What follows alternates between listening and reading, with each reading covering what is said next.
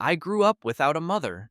She left when I was too young to remember her face, and my father never spoke about her. When I asked about her, he only said, "She's gone." That was it. I stopped asking after that. Silence became part of our home. We lived in a quiet little house near the river. Few people visited. It was just me and my father, living quietly and separately, under the same roof. My father worked in a small auto repair shop. He came home late, ate in silence, and went to bed early, too tired to talk. Most days, I was alone.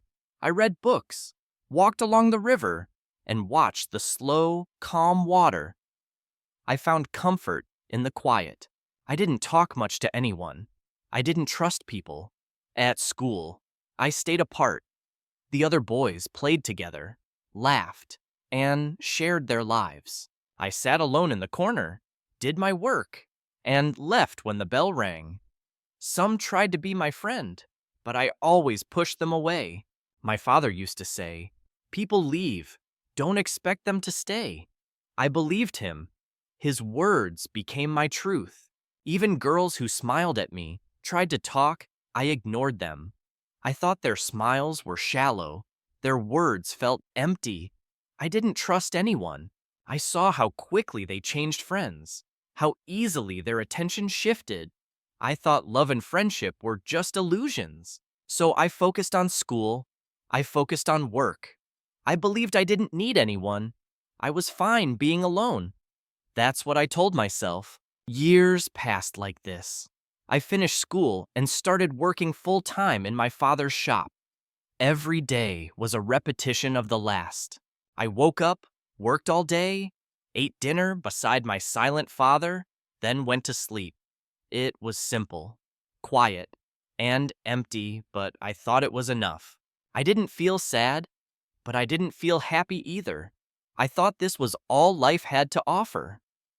Then, one day, everything began to change. That morning started like any other. I arrived at the shop early. My father was already working, quiet as usual.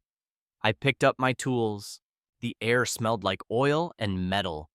The shop buzzed with noise engines, hammers, machines. I didn't think about anything else. I just worked. Then she walked in. A girl. I didn't look closely. I didn't care. She had a problem with her car. I asked what was wrong. She explained. I barely listened. I just wanted to fix the car and return to my routine. She thanked me, but I didn't respond. I expected her to leave, but she didn't. She stood there, looking around. "Do you like working here?" she asked. I didn't answer. I didn't like small talk. She smiled and said, "You're very quiet." I said nothing. She let out a soft laugh. It wasn't loud or annoying like other people's laughter. It was gentle. I finished fixing the car, gave her the keys, and thought it was over. But the next day, she returned. This time, her car was fine. She just stood near the shop door. I ignored her, but she stepped closer. "Can I watch?" she asked. I frowned. "Watch what you work," she replied. I shook my head. She didn't leave. She smiled again. "Okay, I'll wait outside," she said, and sat by the door. I didn't understand why she was there or what she wanted from me. For the next few days, she kept coming. Sometimes she asked questions. Sometimes she just watched. My father noticed and said, "She's different." I didn't respond. I didn't want to talk about her, but I started thinking about her, even when I told myself not to. One evening, I saw her sitting by the river. She looked at the water, calm and still. As I walked past, she turned to me and smiled. "Do you like the river?" she asked. I paused. No one had ever asked me that before. I nodded slowly. She didn't say more. She just sat there, quiet. Felt strange. I told myself she would leave eventually, like everyone else. But she didn't. And that scared me. She kept coming. Morning after morning, evening after evening. Sometimes she spoke, sometimes she didn't. My father got used to her. He even smiled. I didn't understand her. She was different.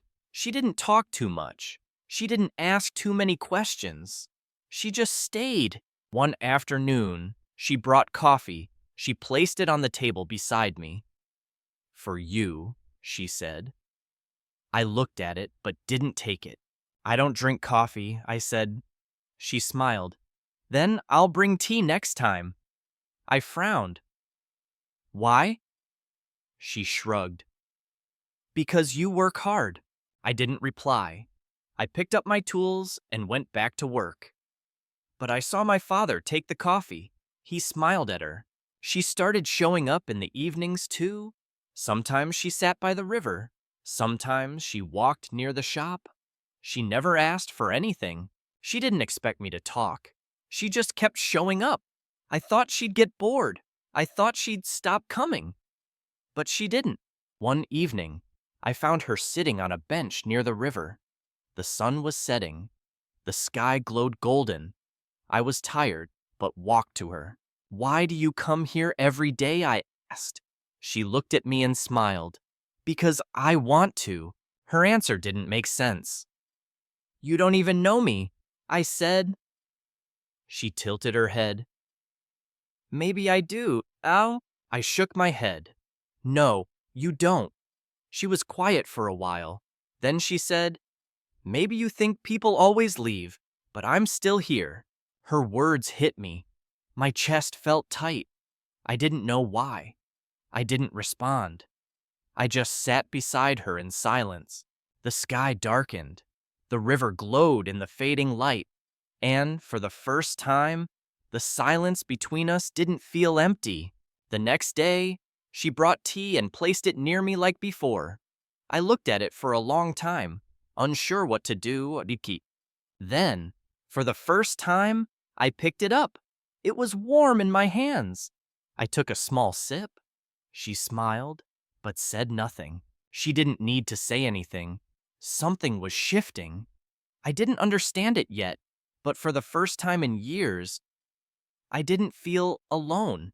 She became part of my daily routine. I didn't plan for it, but I noticed when she wasn't there. I began to expect her presence. I'll bet every morning she came to the shop. Every evening she sat by the river. She talked sometimes, but never too much, never too loud. She never asked questions I didn't want to answer. She never pressured me to speak.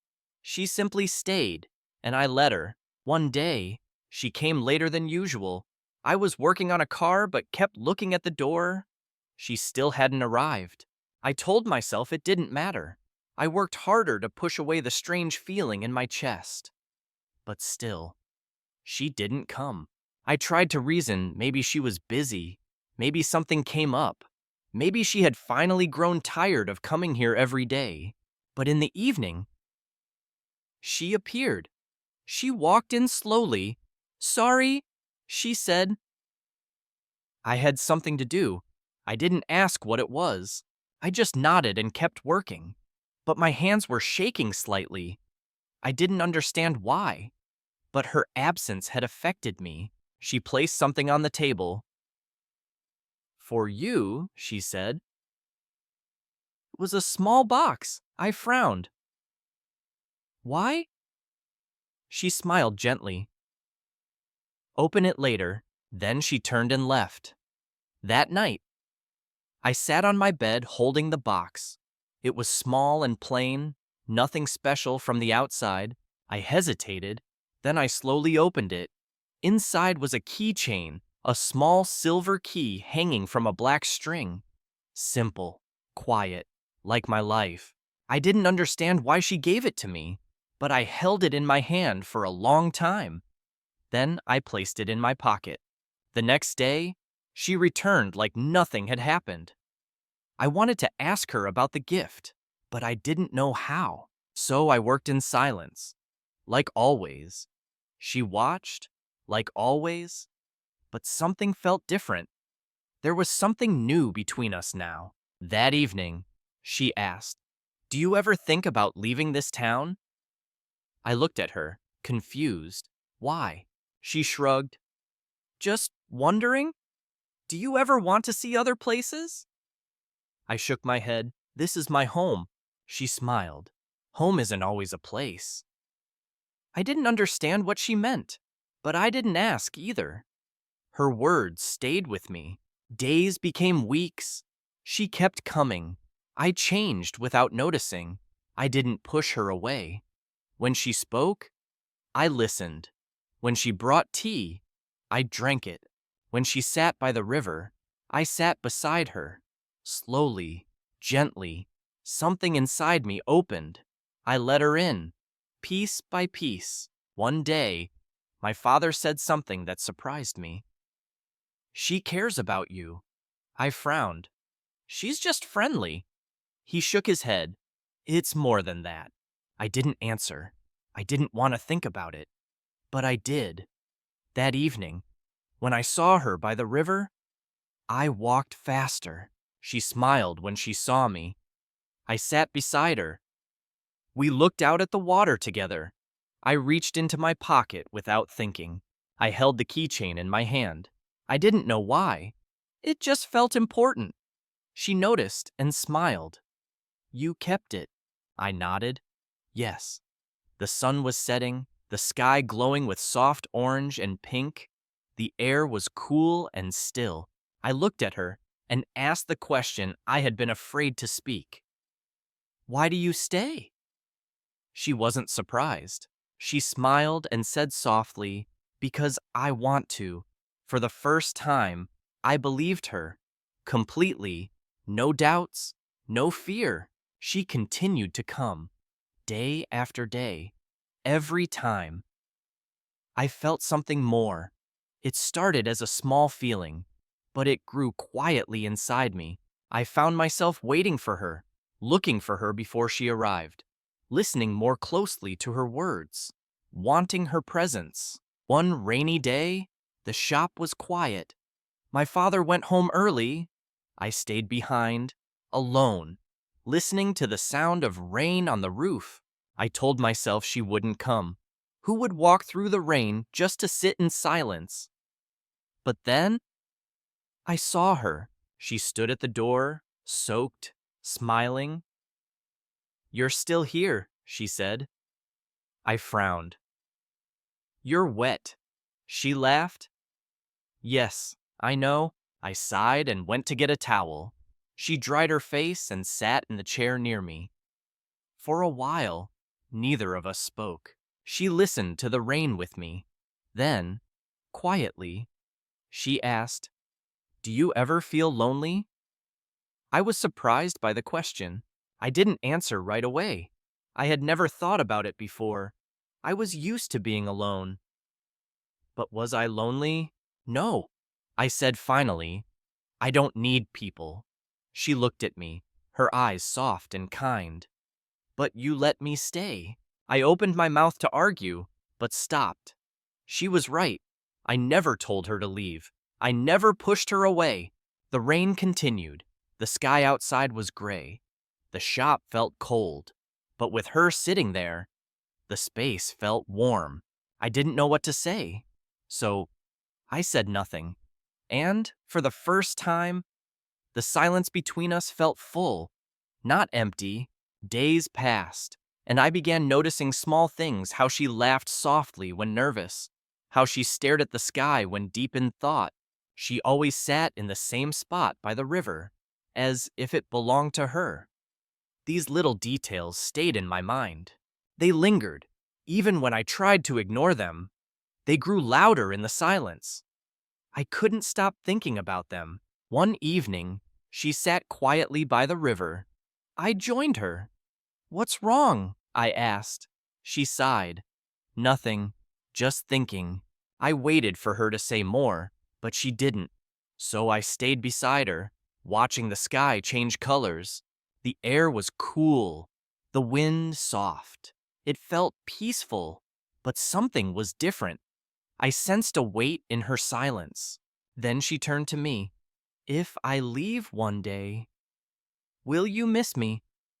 Her question hit me like a wave. I stared at her. I wanted to say no. I wanted to say I didn't care. But no words came out. She smiled, but this time it was different. A little sad. "It's okay," she whispered. "I already know the answer." That night, I couldn't sleep. Her words echoed in my head.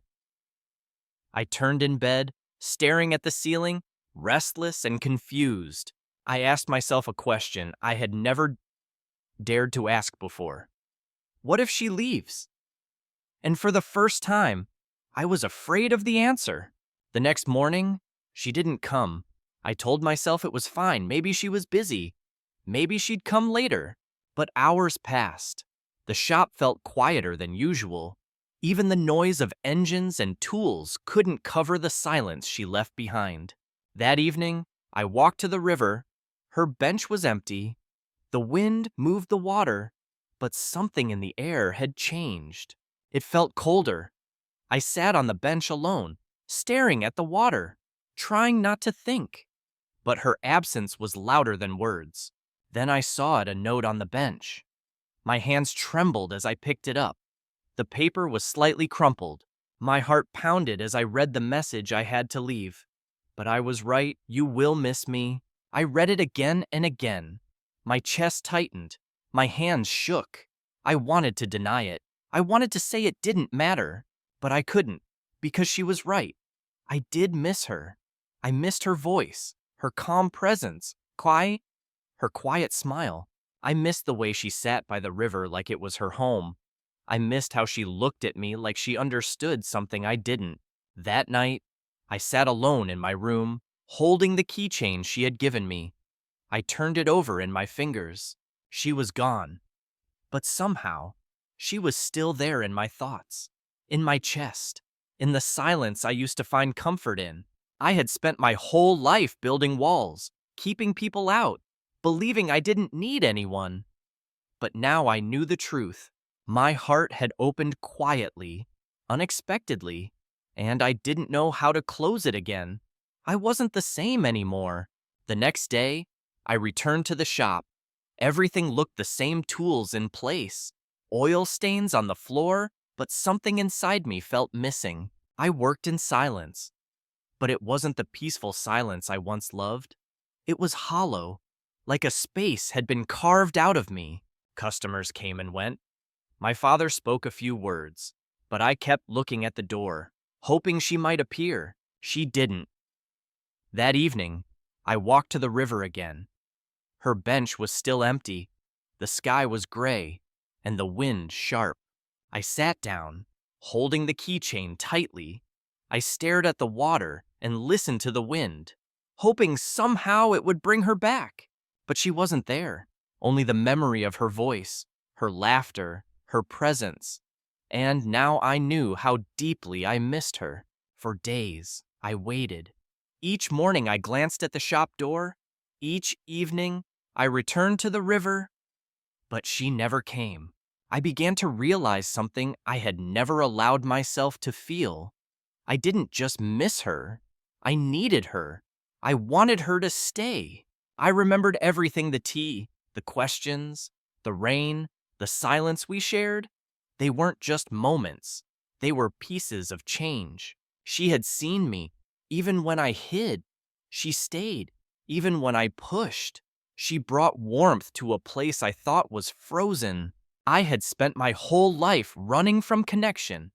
But now, I finally understood I had found someone who didn't ask for anything, only to be near. And when she was gone, I saw what her presence meant. Not noise, not trouble, just quiet care. A different kind of love. Then, one morning, weeks later, she returned. I was working under a car when I heard the door. I looked up. She stood there, hesitant, as if unsure I would want to see her. My heart jumped. I wiped my hands and walked slowly to her. We stood face to face. Neither of us spoke at first. Finally, I asked, "Why did you come back?" She looked at me gently. "Because I wanted to." Her answer hadn't changed. But this time, I didn't question it. I stepped closer. I missed you, I said. My voice was quiet, but steady. She smiled, not the sad kind, but the one I remembered, the one that made the air feel lighter. I know, she replied. We didn't need to say more. She sat in her usual place near the shop. That evening, we returned to the river together. The sun was setting again, painting the sky with soft light. The wind was cool. The water moved slowly, just like before. But nothing was the same. This time, I didn't sit in silence out of habit. I sat beside her because I wanted to, because I chose to. I reached into my pocket and held the keychain again. She noticed and smiled. You still carry it. I nodded. It reminds me of everything I didn't know how to say. She looked at the water, then at me. So what do you want now? I paused. Then I said the words I had feared for so long. I want you to stay. She didn't cry. She didn't laugh. She just held my hand gently, and in that simple gesture, everything changed. The river flowed quietly beside us. The wind moved through the trees, and for the first time in my life, I felt whole, not because I had filled something that was missing, but because I had finally let someone in. She didn't fix me. She didn't change me. She simply saw me, stayed, and helped me open the door I had kept locked for years. My heart was no longer closed, and this time, I wanted it open.